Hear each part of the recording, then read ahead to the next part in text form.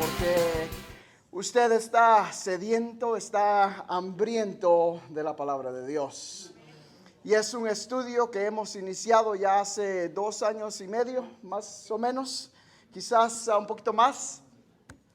Nuestra intención era de estudiar la Biblia, pasarla por 30,000 pies de altura y hacer una breve, resumen en cuanto a cada libro de la Biblia. Pero aquí estamos, apenas estamos por empezar el Nuevo Testamento y después de haber estudiado muy cuidadosamente los 400 años antes que Jesucristo viniera, los cuales conocemos como los 400 años de silencio. Pero en realidad hemos visto que no fueron muy callados. Dios estaba preparando al mundo para que su Hijo Jesucristo viniera. Y Gálatas capítulo 4 versículo 4 nos dice: cuando vino el tiempo señalado, cuando se llegó el día que ya Dios había señalado, Dios envió a su Hijo, nacido bajo la ley, nacido de mujer. Fue el día que Jesucristo vino a este mundo. Ahora, Jesucristo siempre ha sido Dios. Escúcheme bien. Jesucristo siempre ha sido Dios, es Dios y será Dios. Pero cuando Él vino y tomó la forma de siervo, se humilló. Ahora Jesucristo tiene 2 naturalezas, la naturaleza humana y la naturaleza divina, que nunca la perdió. Y desde el momento que Jesucristo vino a nacer aquí a este mundo, ahora Él continúa siendo hombre y siendo Dios. Es algo que nuestra mente no lo puede comprender. Y es por eso que mucha gente aún no puede creer y no puede entregar su corazón a Dios, porque dicen: ¿cómo puede adorar el hombre a otro hombre? Porque no entienden su divinidad. Sin embargo, tenemos 4 libros que nos explican de diferentes ángulos. Es como una película grabada con diferentes lentes, con 4 lentes diferentes, la vida de Jesucristo. Y veíamos que estas no son biografías. Usted no va a encontrar todos los datos de Jesús, aun que los lograra juntar en un solo libro, porque no tenemos muchos detalles de su niñez. Pero lo que es importante para nosotros, dice Juan, estas cosas se han escrito para que creáis que Jesús es el Cristo. Entonces, cuando abrimos nuestra Biblia, y yo espero que usted tenga Biblia, es un estudio bíblico, pero si no tiene, no se preocupe, tenemos Biblias allá atrás. Simplemente levante y le podemos dar una Biblia para que usted lleve ¿cómo se dice? La línea, el hilo de lo que estamos estudiando. Y esta noche, con la ayuda de Dios, estaremos resumiendo el libro de Mateo.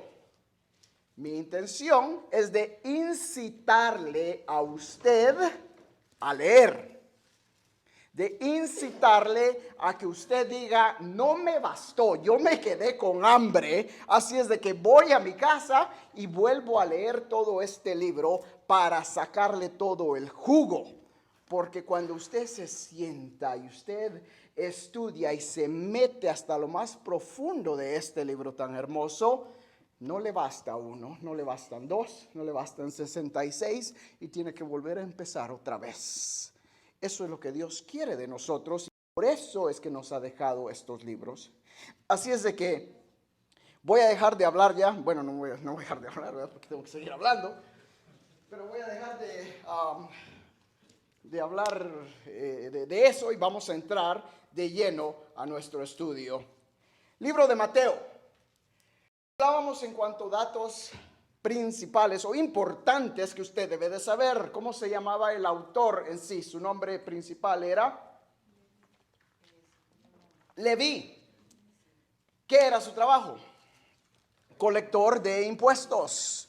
Trabajaba para el IRS, ¿verdad? IRS. Ajá, ya sé quiénes no hacen sus taxes porque no saben quién es el IRS. Es entre usted y Dios. Este Leví era un colector de impuestos, de por sí una persona no aceptada por la sociedad, no lo querían, al contrario, era detestado. Y se cree que puede ser que Jesús haya cambiado su nombre a Mateo, lo cual quiere decir regalo de Dios. Y meditábamos qué nombre tan hermoso ese y cómo es aplicable hasta hoy en día. El libro está escrito a los judíos primordialmente. Mateo era un judío, conocía la tradición judía, conocía la ley, conocía la hora, conocía todo esto de lo cual él habla muy cuidadosamente. El propósito de Mateo es de presentar a Jesús como el Mesías profetizado en el Antiguo Testamento. Y es por eso que usted encuentra a través del libro la palabra clave para que se cumpliera, ya sea lo de los profetas o lo que estaba escrito, para que se cumpliera la profecía.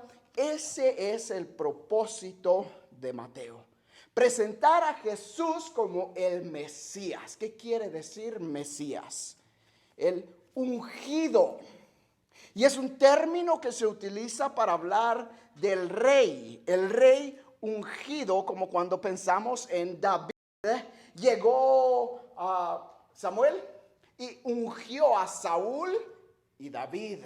Quiere decir que echó en ellos ese aceite y el aceite brotaba por su rostro hasta la barba, y es por eso que dice el Salmo, es como el buen óleo que cae sobre la cabeza y baja hasta el borde de la vestidura de Aarón. Esa es la unción. De esa manera es como ellos prácticamente instalaban a su rey. Quiere decir, este es el elegido de Dios. Y eso es lo que Mesías quiere decir. Y Mateo, a través de este libro, nos va a demostrar cómo Jesús es ese rey elegido, el ungido de Dios. Vamos al capítulo 1. Vamos a ver cuánto podemos avanzar. Bueno, tengo que acabar, así es de que tenemos toda la noche. Versículo 1, capítulo 1 de Mateo. Libro de la genealogía de Jesucristo, hijo de David, hijo de Abraham. ¿Qué tan importantes son las genealogías? Seamos honestos.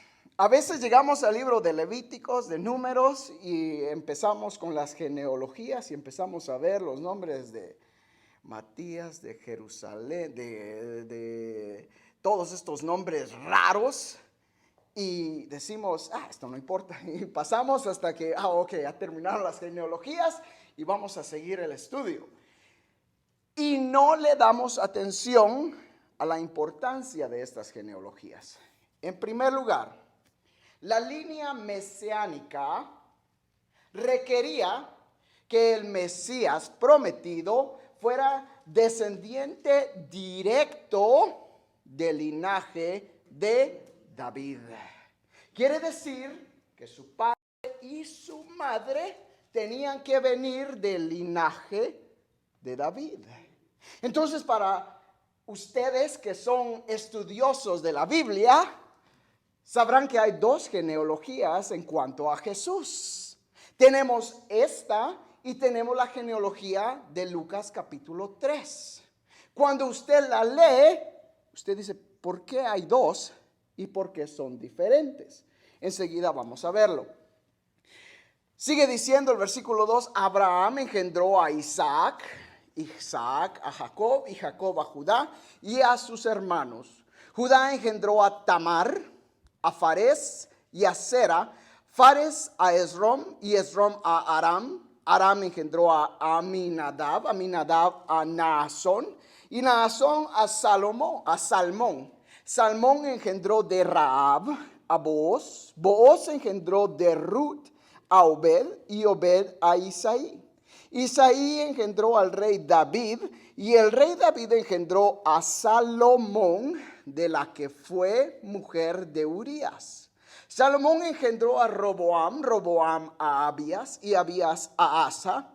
Asa engendró a Josafat, Josafat a Joram, Joram a Usías, Usías engendró a Jotam, Jotam a Acaz y Acaz a Ezequías. Ezequías engendró a Manasés, Manasés a Amón y Amón a Josías. Josías engendró a Jeconías y a sus hermanos en el tiempo de la deportación de Babilonia.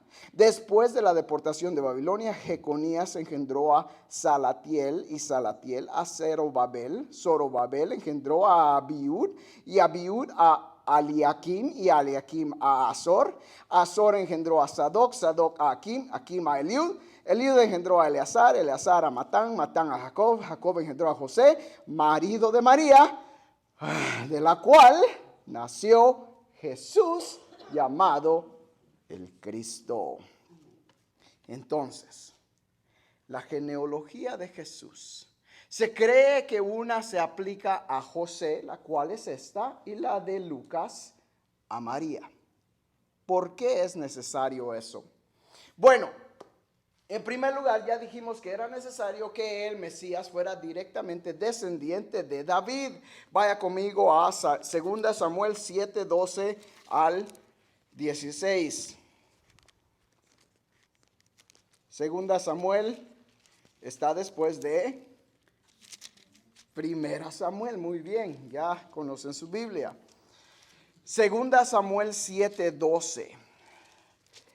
El día que David propuso en su corazón hacer el templo, edificar el templo, él le dice a Dios, voy a edificar un templo para Jehová. Y Dios le dice, ¿tú me has de edificar templo a mí? Dice Dios, yo no necesito templos.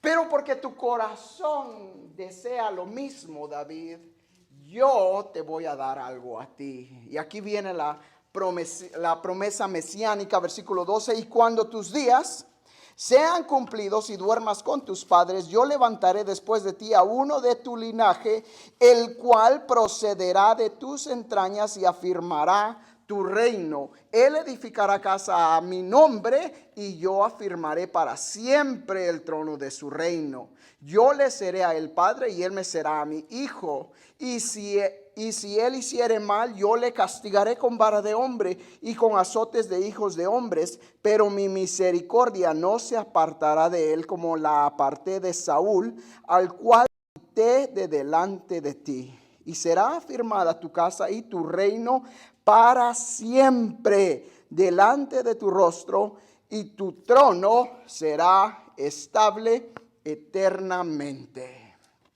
Aquí Dios le promete a David que él le dará a un descendiente que se siente en su trono para siempre. Su reino no tendrá fin.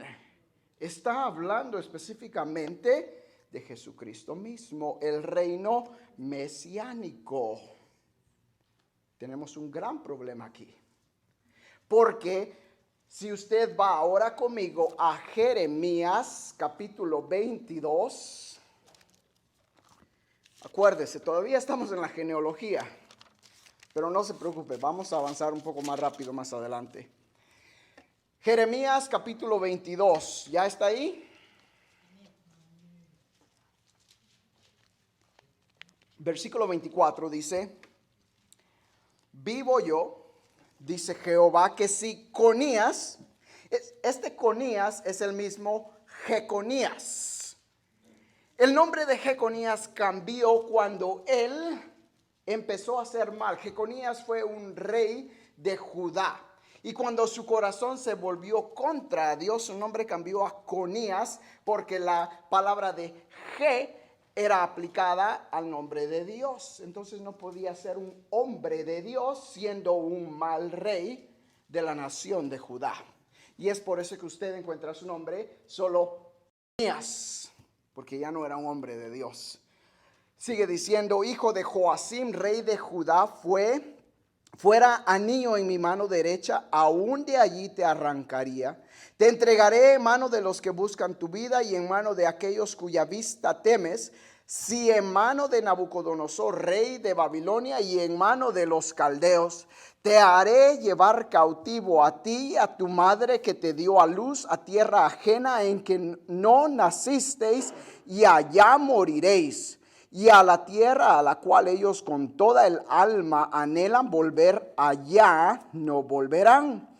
Es este hombre Conías una vasija despreciada y quebrada, es un trasto que nadie estima.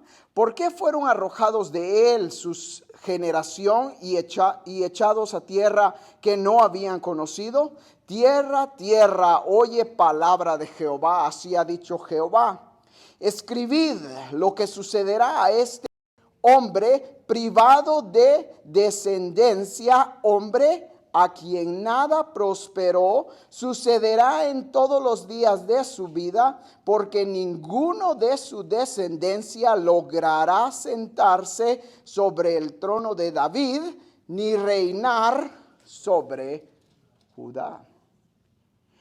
Esta es una maldición sobre la línea de David, a través de Salomón y de su tataranieto Joaquín.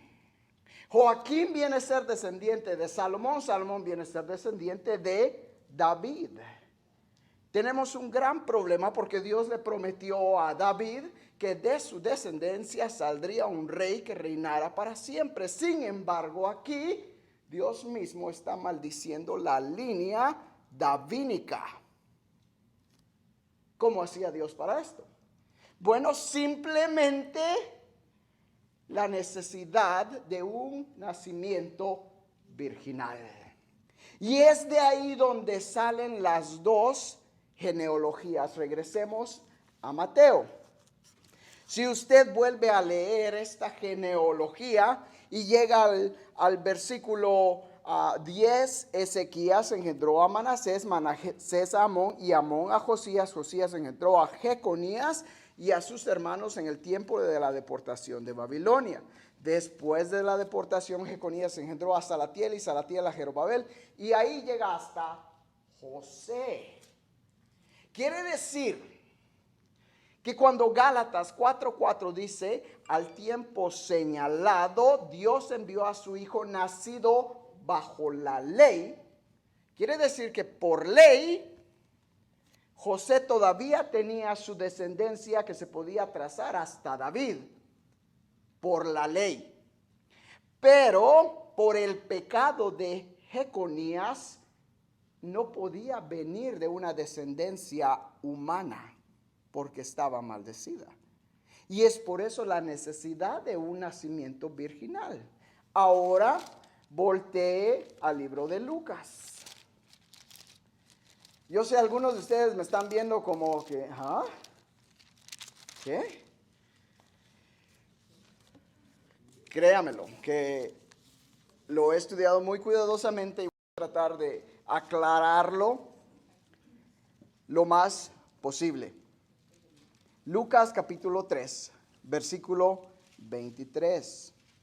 Aquí tenemos la genealogía, la segunda genealogía, la cual se cree se aplica a María. No la vamos a leer todo porque se nos está avanzando el tiempo, pero vamos a leer desde el versículo 29.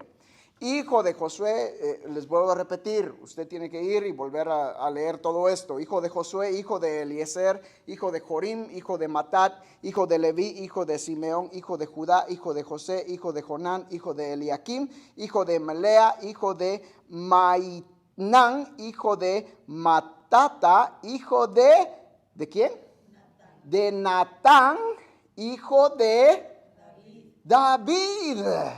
Entonces, cuando usted lee las genealogías de David, se da cuenta, mira, miren, entonces David no solo tuvo un hijo, claro que no tuvo bastantes hijos, tuvo varios hijos, pero los que se mencionan son Natán y Salomón. La línea de Salomón fue maldecida.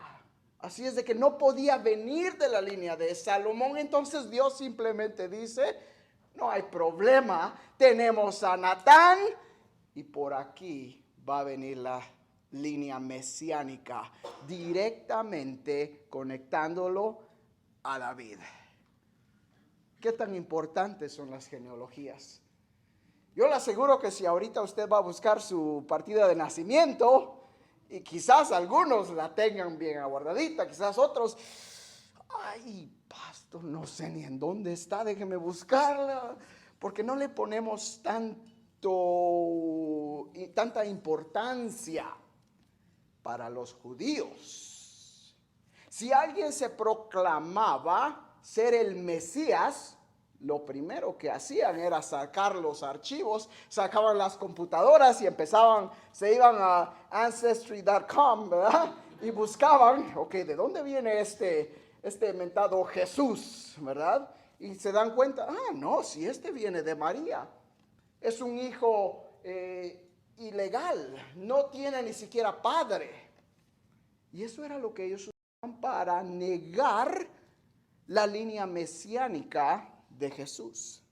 Sin embargo, si ellos hubieran estudiado bien sus genealogías, se hubieran dado cuenta que Jesús sí viene directamente de la línea mesiánica de David.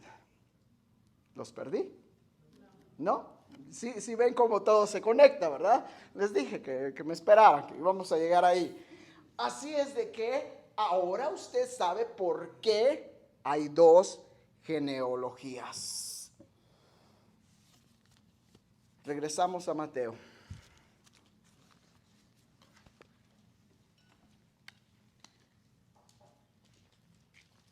Después que Mateo nos ha dicho por qué este Jesús tiene todo el derecho de ser el Mesías, lo ha comprobado por la ley y lo ha comprobado por el Espíritu a través de María, ahora pasa a hablarnos de su nacimiento.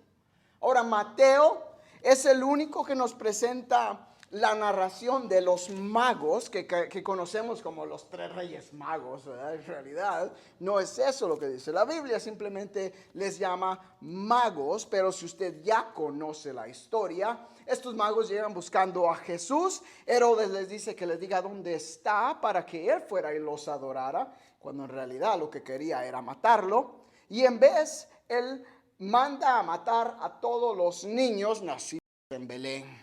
Antes de eso, Dios le habla a José y le dice que se vaya a Egipto para que la profecía se cumpliera: de Egipto llamé a mi hijo. De ahí en adelante usted puede empezar a apreciar cómo Mateo empieza a preparar el reino mesiánico. Empieza a hablar en cuanto a la preparación o la predicación de Juan el Bautista como el mensajero que ya hemos visto en Malaquías. Juan el Bautista era prácticamente el primo de Jesús, pero Dios lo había llamado a él también para preparar el camino al Mesías.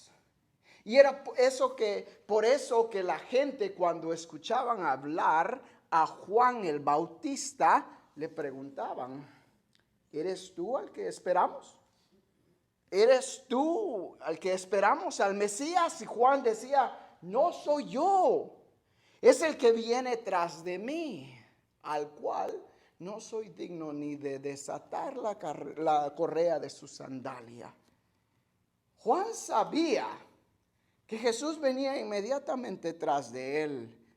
Y Jesús sabía que Juan era el que iba a preparar el camino.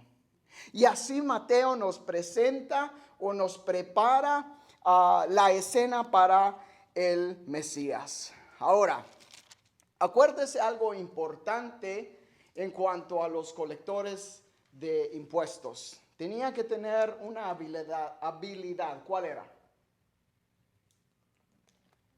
¿Dónde están las secretarias? escribir en taquigrafía. 60% del libro de Mateo contiene dichos de Jesús. Mateo es el que nos narra más los dichos de Jesús que cualquier otro evangelio, más que Marcos, Lucas y Juan. La razón era porque se cree que Mateo podía escribir en taquigrafía, quiere decir que escribía conforme Jesús hablaba.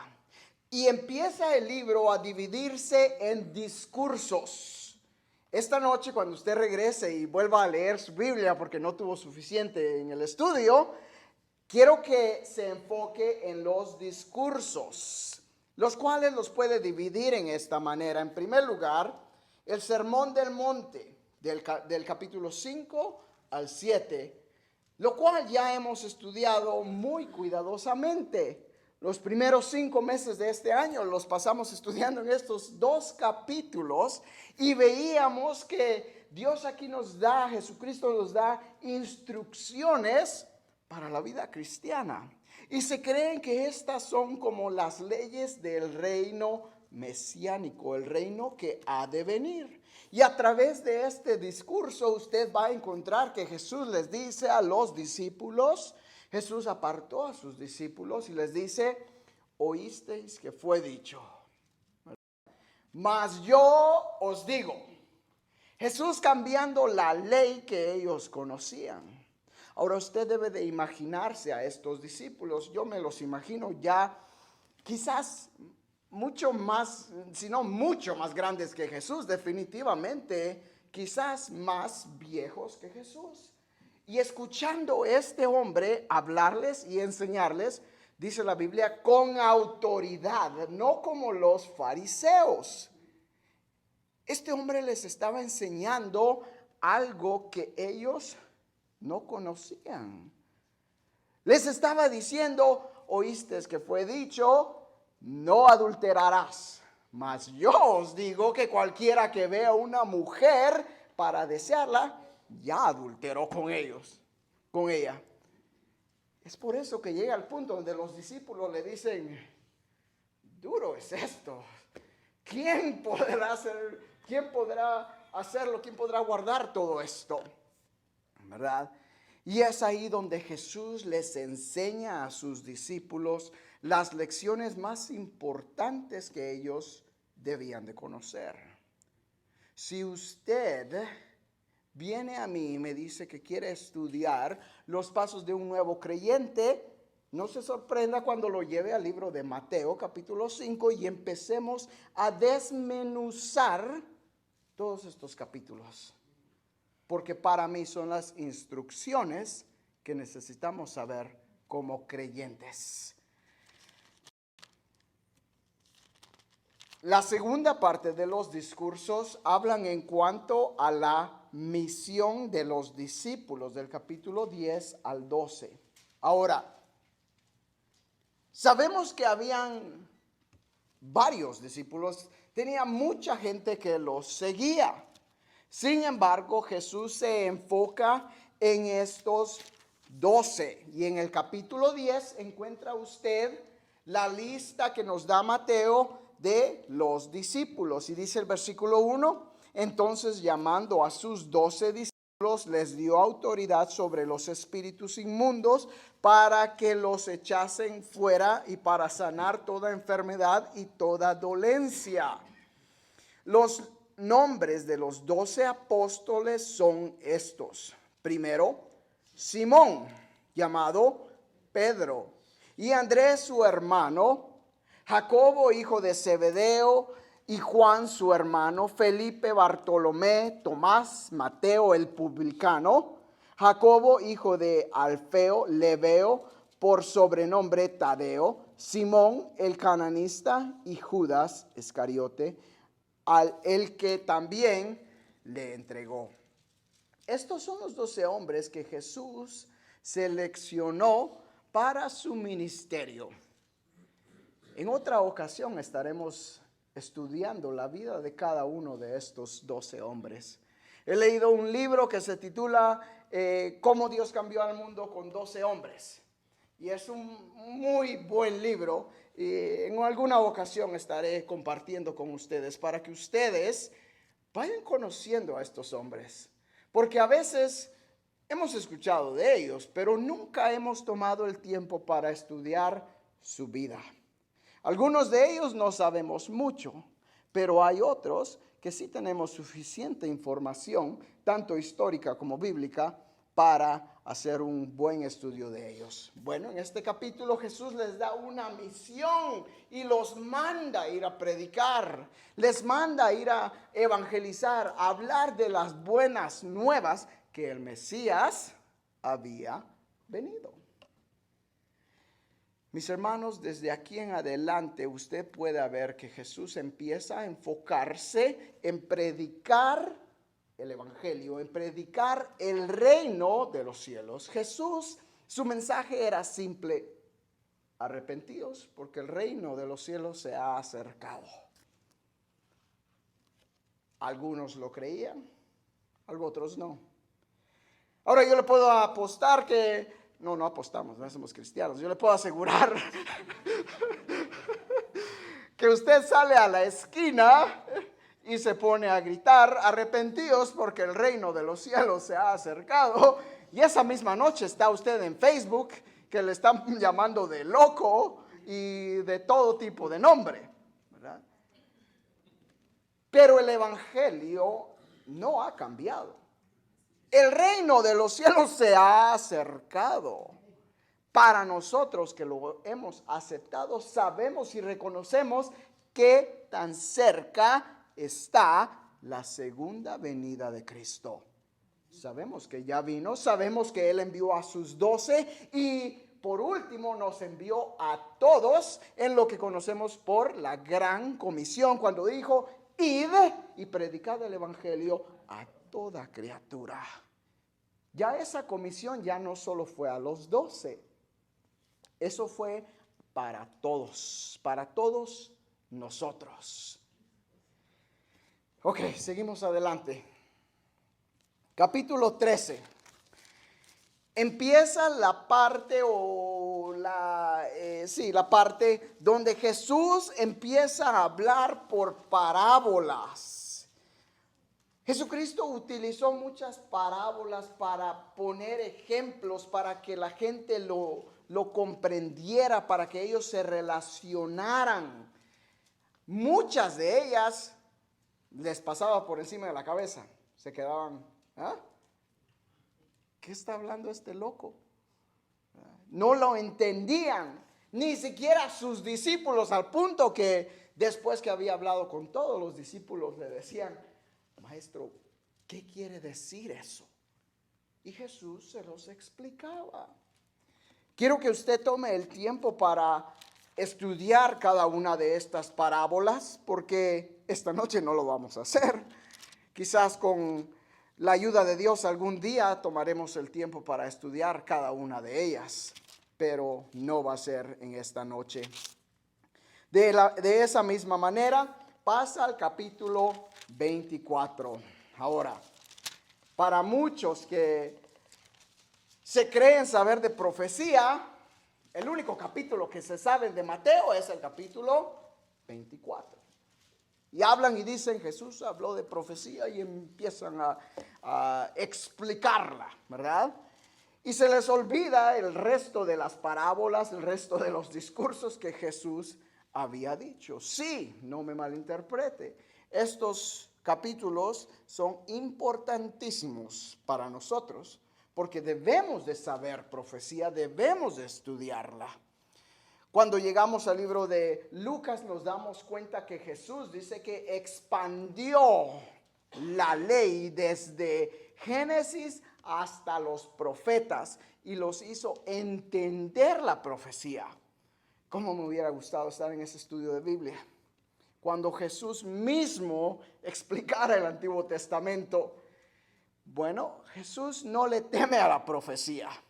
Primero, porque para Él no hay tiempo. Segundo, porque nosotros tenemos la promesa que todo esto que esperamos, la gran tribulación, no lo vamos a ver.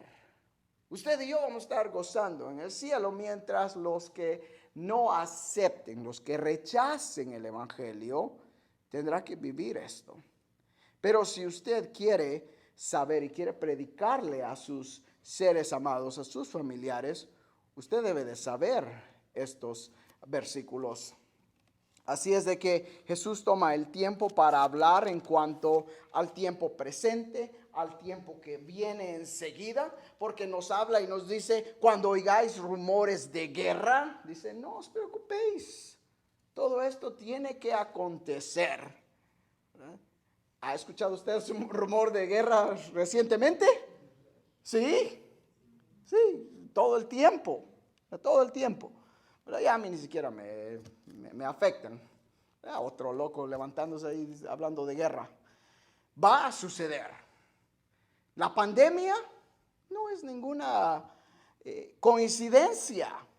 Todo esto tiene que suceder. Y escúcheme bien, si Cristo no viene en los siguientes 100 años, y si todavía estamos aquí, usted y yo, estamos vivos, no se sorprenda que va a haber otra pandemia, porque van a aumentar como los dolores de parto. Para las mujeres saben muy bien cómo es eso. Ya les he dicho esa noche que nacieron mis hijos, Dios me ha dado el privilegio de estar ahí para los 5. Qué tan cansado fue para mí pasar toda la noche ahí velando. Cuesta, ¿verdad? Esas sillas del hospital no son cómodas. Obviamente estoy bromeando, porque el dolor de la mujer, nosotros como hombres, lo más que tenemos que hacer es aguantar, estar ahí en la silla toda la noche. Mientras que la mujer es la que pasa todo el dolor. No se me enojen, mis hermanas, no me vayan a ver, ay, ahorita que termine, vamos a hablar, pastor. Todo esto tiene que acontecer, mis hermanos. Y la palabra de Dios dice que no quedará ni una tilde sin que pase. Versículo 35, capítulo 24. El cielo y la tierra pasarán, pero mis palabras no pasarán. Pero el día y la hora nadie sabe, ni aun los ángeles ni los cielos, sino solo mi Padre. Hay algunos que tienen un problema con este versículo. Y hago mención de él porque es importante. Muchos dicen, bueno, si Jesús es Dios y Dios es omnisciente, lo sabe todo, ¿por qué Jesús no sabe cuándo Él va a regresar? Debemos de tener en mente que en el tiempo que Jesús estaba hablando, Él era hombre y se había limitado, había dejado su trono en el reino, y como hombre tenía limitaciones como usted y yo. Otros tienen problema con la palabra donde dice que Jesús crecía en sabiduría. Entonces decían, si Dios lo sabe todo, ¿cómo es que Jesús tuvo que aprender? Jesús era un niño. Llegó el momento donde Jesús ensució los pañales. ¿Dios ensuciar pañales? Sí, claro que sí. Le puedo asegurar que Jesús tuvo dolores de cabeza, quizás dolores de estómago, porque nos dice Isaías que llevó Él todos nuestros dolores, sufrió nuestras aflicciones, llevó todas nuestras enfermedades. Jesús era hombre, sin dejar de ser Dios. Nunca, jamás. Así es de que, vamos a avanzar. Pasamos ahora a la última parte de este libro, que es del capítulo 26 al 28. Usted puede estudiar la pasión y muerte de Jesús.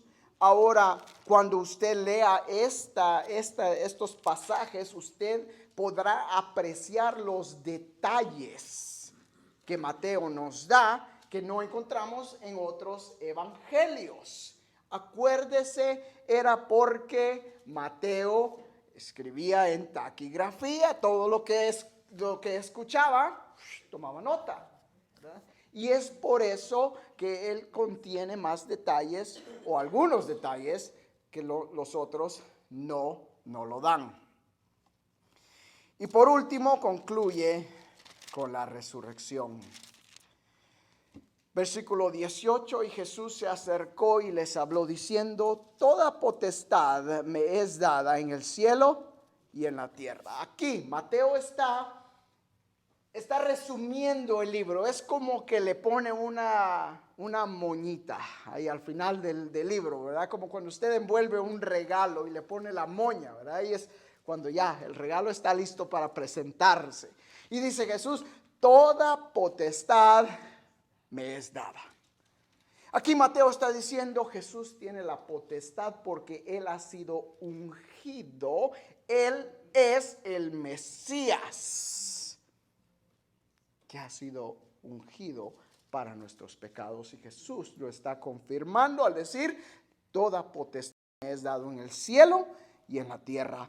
Por tanto, id y haced discípulos a todas las naciones, bautizándolos en el nombre del Padre, del Hijo y del Espíritu Santo, enseñándoles que guarden todas las cosas que os he mandado. Y he aquí, yo estoy con vosotros todos los días hasta el fin del mundo. Amén. Mi deseo es que usted pueda haber tomado ciertas notas para que cuando usted lea este libro otra vez, usted pueda enfocarse en esas áreas, usted pueda meditar y pueda en realidad entender lo que Mateo nos estaba tratando de decir. Él nos pinta una figura de Jesús como el Mesías profetizado por todos los profetas por cientos de años, y Él vino a cumplir esa profecía. Continuamos con el libro de Marcos. ¿De qué nos habla Marcos? Tendrá que esperar a la siguiente semana. Mientras tanto, lea el libro de Marcos y con la ayuda de Dios estaremos viéndolo la siguiente semana. Amén. Muy bien, incline su rostro y vamos a orar. Señor, te agradecemos por esta palabra que has dejado para que nosotros podamos conocerte. Gracias porque sin este libro no hubiera ninguna manera que nosotros te pudiéramos conocer. Pero tú has dejado este libro sagrado, esta Biblia, para que nosotros te conozcamos, para que la estudiemos, para que la vivamos, pero sobre todo para que la compartamos. Señor, ayúdanos a conocerte más como ese Mesías que vino a cumplir la profecía que por tantos años fue predicada a través de los profetas. Desde Génesis tú prometiste enviar a tu Hijo, el cual derrotaría a Satanás. Y a través de él nosotros seríamos salvos. Gracias por estos hombres y mujeres que tú usaste en esa línea mesiánica, en estas genealogías, para que tu Hijo Jesucristo viniera a nacer en esta tierra. Te alabamos y te bendecimos y te amamos. Cristo, te amamos. Ven pronto. Tu iglesia te espera.